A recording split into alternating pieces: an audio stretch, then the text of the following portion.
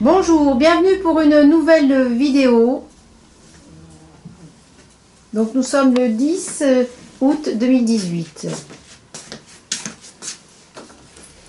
Bon, c'est gentil, tu as pris ma place. Oui, je crois que le chat avait des intentions pour faire cette vidéo, mais il s'est endormi Ma beauté. en attendant le maître. Ça pour le bruit, quoi. Ça. Voilà. Donc, Bienvenue pour cette nouvelle vidéo. Je laisse donc la parole à Zoltan. Ce sera à propos des arts et métiers. des nombres et de quelques aperçus des travaux en cours sur Ocopsa. Ocopsa, donc les éditions Ocopsa. Donc, dans la vidéo précédente du 20 mai 2018, c'était la Pentecôte, c'est bientôt l'Ascension, nous évoquions les voies indirectes, que le japonais nomme Do, basées sur les métiers.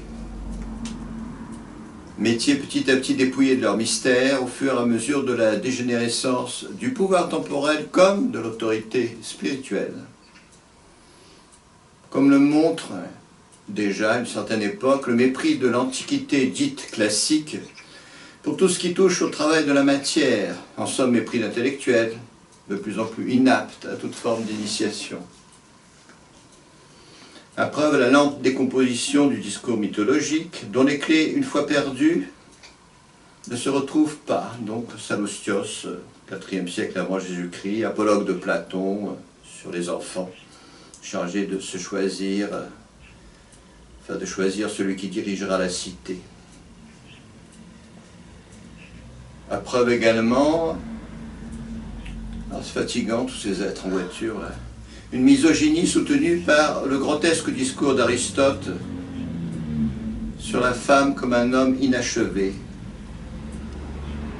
Enfin, une homosexualité envahissante qui, sur la route d'Éleusis, mène tôt ou tard à la chute dans le bourbier. Pour la raison assez simple, à savoir que l'éveil du yin masculin comme du yang féminin, s'il a quelques rapports avec la séduction ou encore la manipulation psychologique, et comme le point de départ de l'ascèse, en plus jeune ascèse, ordonnait la maîtrise du corps subtil.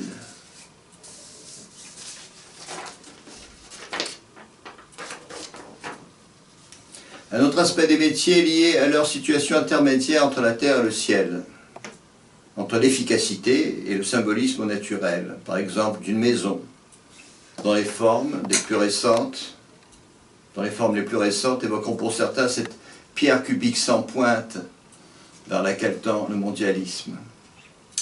En effet, une maison, des fondations au mur, du toit au grenier, donc à une éventuelle cave, enfin cheminée et cuisine, sont le chaudron, c'est un discours sur la vie. La fumée, c'est un sermon sur la mort. Que dire enfin des gestes du métier à l'origine des outils, qui sont tout sauf des machines, car ici le geste fonctionne toujours au naturel, comme un mantra.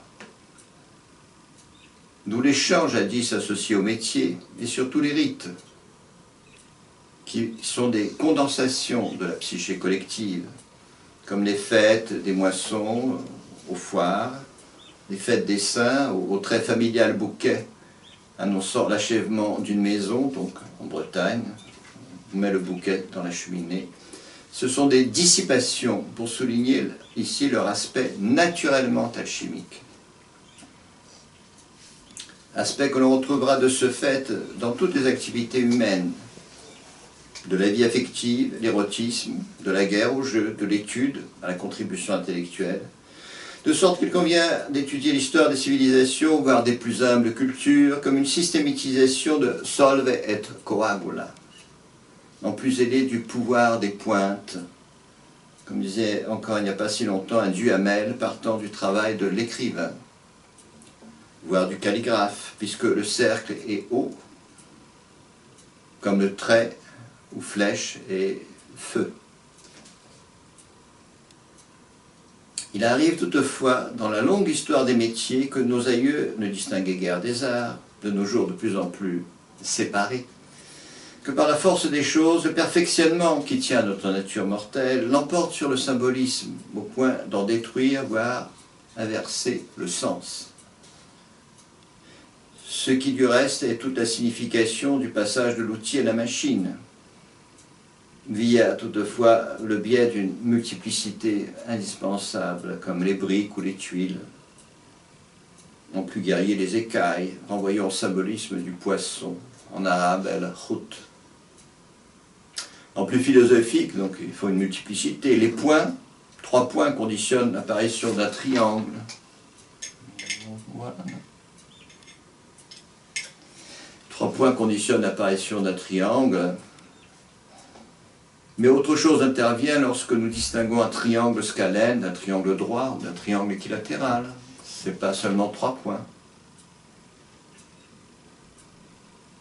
Et du reste, il suffit de s'intéresser à la cristallographie pour comprendre que sans la qualité, ici les angles particuliers à une forme, la matière elle-même demeure indéfinissable.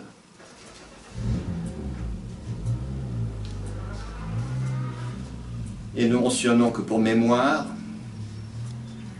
la transformation en vie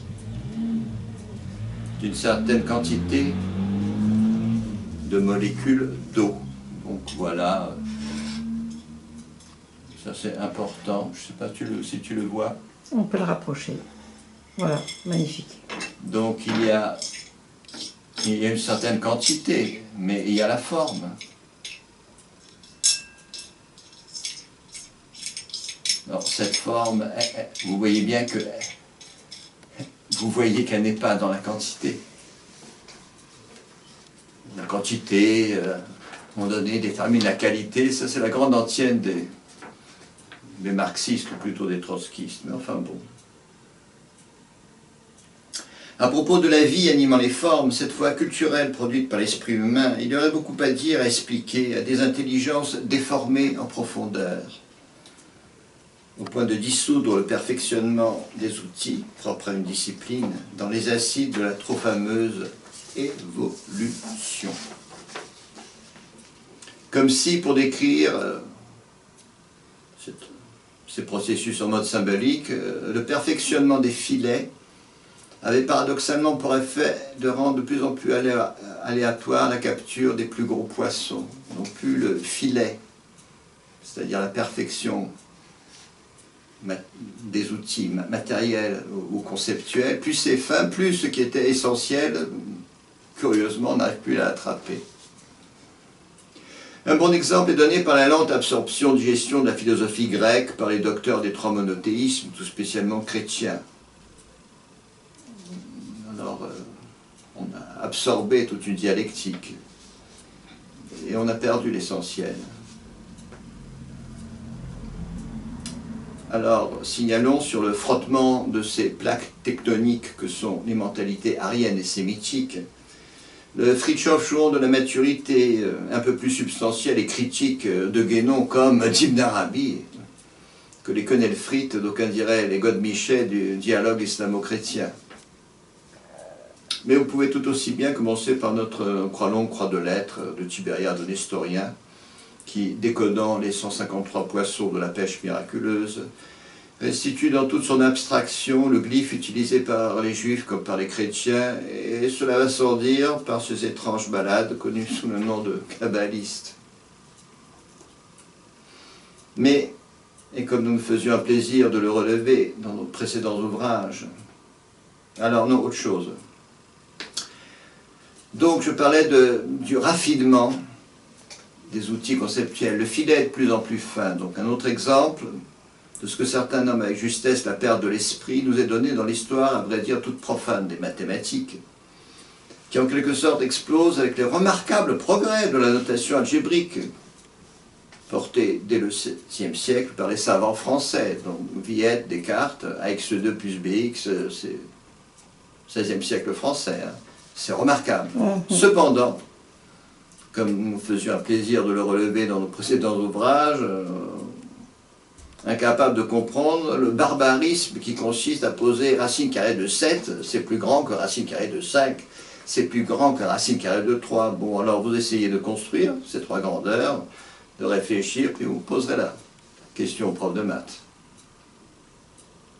Ou encore, toujours pour le raffinement, et ce nonobstant la fabuleuse découverte de la géométrie analytique, alors redécouverte, puisque ça s'appelle le papier à petits carreaux. Hein. Alors, il y a déjà les cartes topographiques chinoises du IIe siècle avant Jésus-Christ, hein, aux petits carreaux. Et alors, hélas, il y a la persistance, et surtout le perfectionnement démentiel du cercle rouge, au sens de cet apologue dans le film d'Alain Delon. Entendons la division de cette figure en 360 degrés, avec des sinus et des cosinus croulant sous les décimales, de quoi donner le mal de tête à un martien. Donc c'est des sujets qui maintenant qui sera développé, non plus seulement taquiné dans le final de Kitab Hassani. Alors je vous montre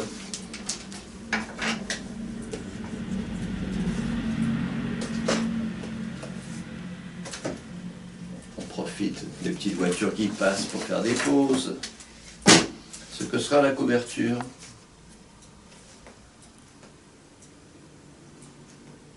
Nous l'avons.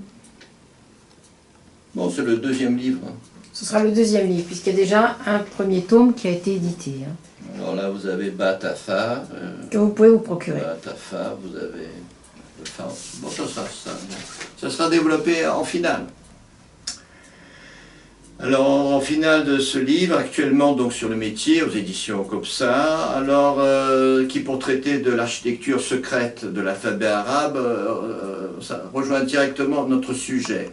Alors, en effet, si un monde sépare le nombre comme serviteur de la lettre, en ésotérisme sémitique, donc Aleph, Alif, 1, 30, 80, 111, quelque chose d'ordre purement mathématique s'y reflète parfois directement, soit en mode arithmétique. Alors 111, c'est l'arithmétique.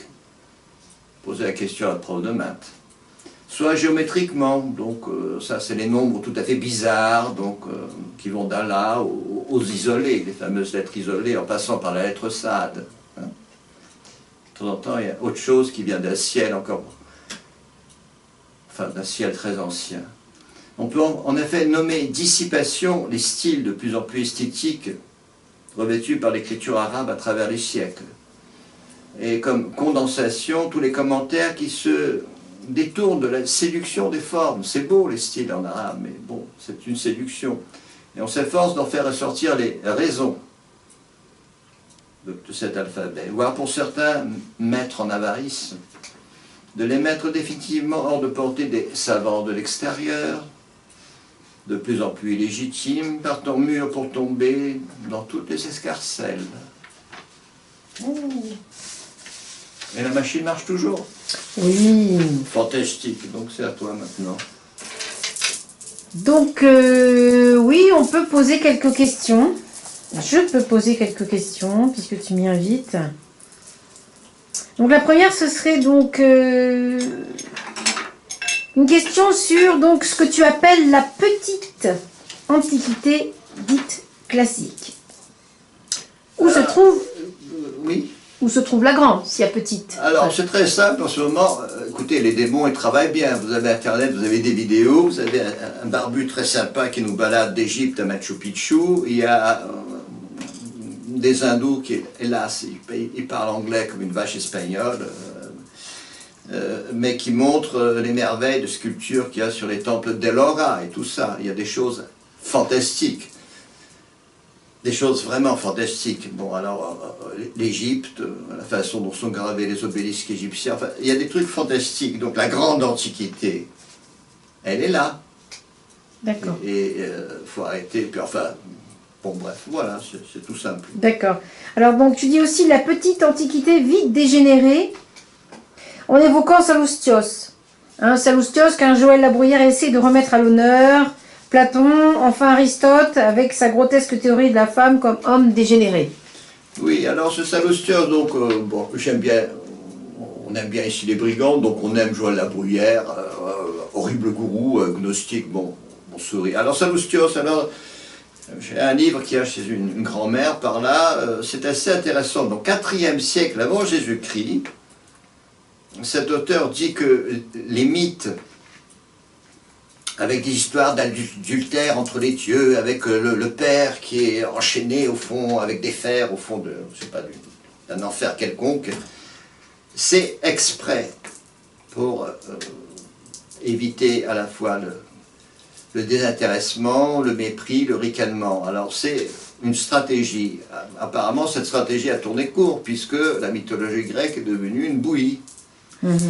Alors un autre exemple, c'est Platon qui demande au fait qui doit diriger la cité. Il demande ça aux enfants. Le pâtissier ou le médecin, tous les gosses, c'est-à-dire les adultes civilisés, n'est-ce pas, de l'époque. Ah, on veut le pâtissier. N'est-ce pas?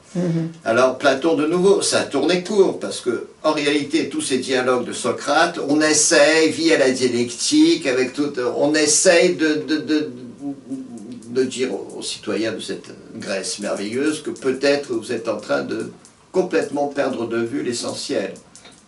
Ça n'a pas marché. Donc, quant à Aristote, bon alors, la femme est un homme dégénéré, alors là, il faut vraiment être un grand taré pour rester poli, quoi. Voilà, je crois que c'est ça, quoi. D'accord. Et alors, par contre, sur le yin masculin, comme le yang féminin, qu'en somme tu dissocies du sexuel, contrairement à tout un occultisme à la fois pervers et infantile. Alors évidemment, l'occultisme qui se déchaîne à partir de la Renaissance, mais enfin surtout le 19e siècle, on va enfin pouvoir voilà, se payer la femme du voisin, quoi. Bon, on l'a fait depuis longtemps.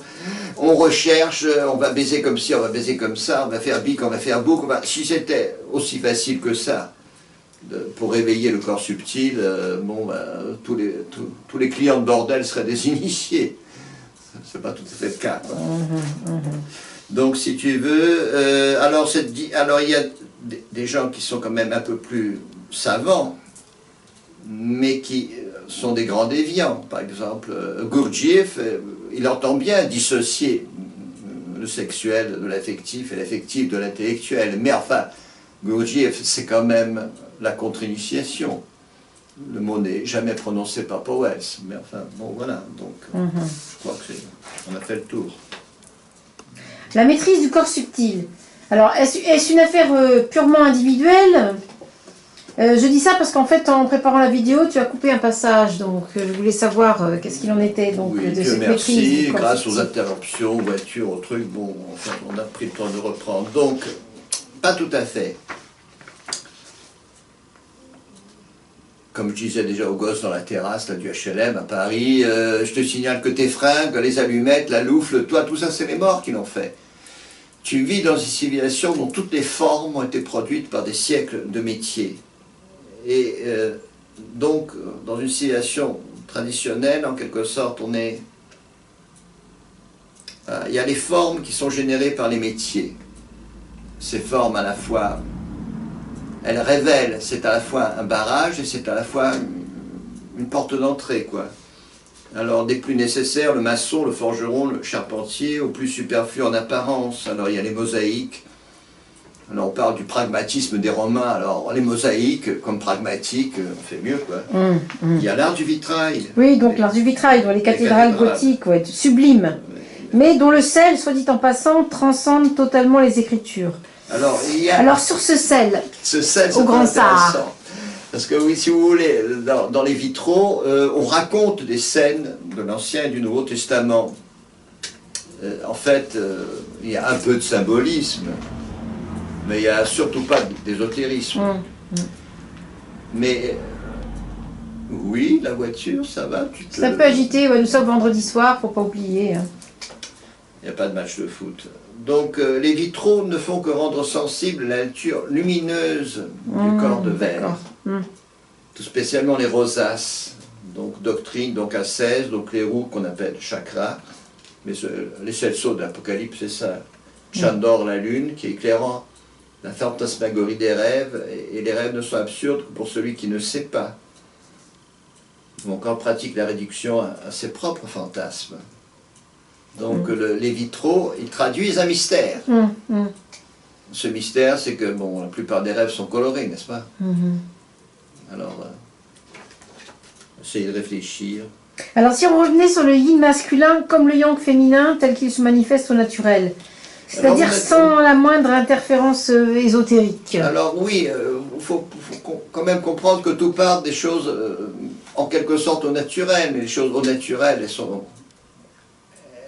c'est à la fois un voile et à la fois il faut voir à travers le poil. Donc le yin masculin, alors il y a la brute, mais la brute qui le mec qui se fait beau pour rencontrer sa nana quand même.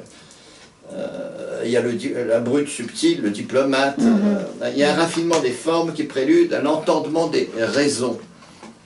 Par exemple, en architecture civile et militaire, le roman, le gothique, l'architecture militaire de Vauban, il y a des raisons. Et ces raisons régissent et unifient la multiplicité apparente. Par exemple, il y a une forteresse, mais il y a les corps de logis d'une ferme. Donc tout ça, c'est unifié, si on comprend à quoi ça sert. Et alors, la merveilleuse science nécessaire à une charpente, c'est extraordinaire, une charpente. Il y a une multiplicité, mais il y a une unité, c'est les raisons. Alors le yang féminin, il y a une résonance, il y a une analogie, il y a une sensibilité féminine au pouvoir qui a été accumulé par les formes. On se moque de l'intuition féminine, mais beaucoup de gens très réalistes, donc des militaires, ils ont souvent des gris-gris, hein, et les boxeurs et tout ça, donc il y a quelque chose d'ordre subtil. Mais il y a une espèce de désintégration, quoi. De nos jours, c'est maléfique. Tous ces gens qui font les designs de ce que vous achetez dans les grands magasins, les designers, comme dirait Gobineau, ils sont inspirés comme des locomotives. Hein. Et surtout, ils sont surchargés de considérations psychologiques à la Freud, ou le neveu, n'est-ce pas, Edouard Bernays, qui est maître du soft fascisme. En parlant de ça, justement, le Kundera, il y a un petit passage qui est d'autant plus inquiétant qu'il renvoie à une certaine remarque de Yuri Bezmenov dans une des 3 vidéos de 1985 en fait aux États-Unis. Il y a ce passage dans Kundera qui est assez... Alors il y a dans tous les designers, il y a du psychologique, il y a des choses très idéologiques, la laideur, la stupidité, les bandes dessinées, la musique. La musique, c'est ça, Kundera c'est la musique. Exemplaire de la science du bien et du mal. Et pour les mettre en dissolution, c'est terrible. Alors le bouquin de Kundera, excusez-moi, c'est quelque chose. Page 137, donc...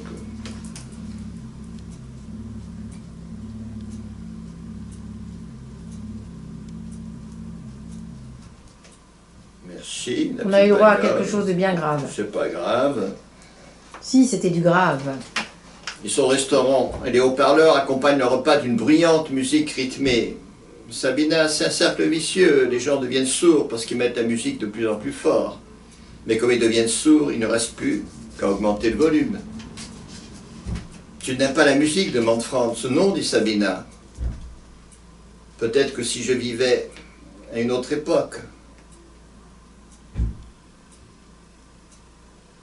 Alors voilà, quand, n'est-ce pas, dans les chantiers de jeunesse communistes, quand les jeunes étaient logés dans des baraquements collectifs, ils travaillaient à la construction des hauts fourneaux, de 5 h du matin à 9 h du soir, les haut-parleurs crachaient une musique hurlante. Elle avait envie de pleurer, mais la musique était gaie, on pouvait y échapper nulle part, ni au water, ni au lit, ni sous les couvertures, il y avait des haut-parleurs partout. Elle pensait alors que l'univers communiste était le seul où régnait cette barbarie de la musique. Alors vous voyez, n'est-ce pas, le capitaliste qui est un crétin, il gagne de l'argent, n'est-ce pas, en vendant de la musique industrielle. Alors ça c'est des petits détails pour des gens qui ne sont pas tout à fait des abrutis. Voilà. Je crois qu'il y a encore une note ou deux. Il y a peut-être une question qu'on peut poser, c'est pas vraiment une question. Donc en fait ça devient un peu compliqué. Le cercle rouge.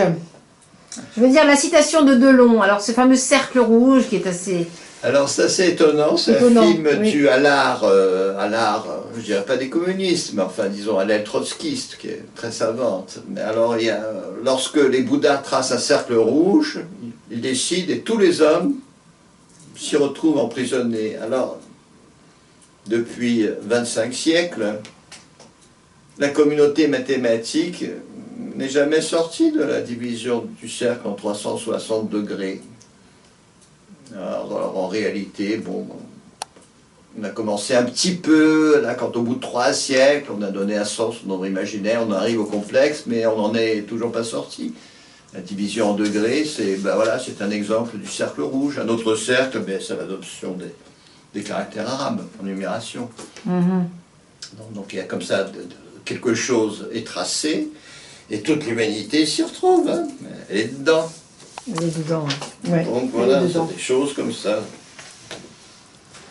Alors, bon, ben, en fait, là, donc, on est en train de terminer El Kitab El Fahani. Donc, si vous voulez le commander par avance, il n'y a pas de souci. Hein, ce sera donc, ce sera dans les 40 €, hein, avec tout compris, je pense. À cause de l'envoi, quoi. Parce que voilà. Mais enfin, l'essentiel, si vous voulez vraiment combattre les reptiliens et autres entités venues de la planète Nibiru, c'est de l'arabe, je crois. Oui. Et de faire connaître nos travaux, de partager nos vidéos, au lieu de vous gaver de nourriture empoisonnée et distribuer généreusement sur la toile sous le label ésotérique avec un C ou avec un K. Oui, alors Nibiru, c'est Nabir, tu vois une lettre en arabe, tu as le Ba, Ta, Tha, quoi. C'est des lettres qui sont comme ça, donc la tête de gondole qui est un peu comme ça, bon, c'est Nabir. Nabir. Il y a une là, il y a une là, la tête de gondole, quoi. Tu mets le point au-dessus ou au milieu, tu vois, voilà, c'est joli, quoi. Nabir, c'est voilà, bon chose. Voilà, c'est ma petite baleine. Écoute, c'est merveilleux. Je crois qu'on a réussi à se faufiler entre les voitures, ça faisait pas tellement de bruit que ça. Il y a eu un peu de bruit, bon, c'était vendredi soir. Et on vous souhaite une très bonne fête de l'Ascension. Merci Matou, il est magnifique ce chat quand même. Vraiment... Matou vient donc clore cette vidéo. Insupportable créature. Et on vous remercie de nous suivre et on espère que vous avez beaucoup d'intérêt quand vous passez par Okopsa. À bientôt. À bientôt.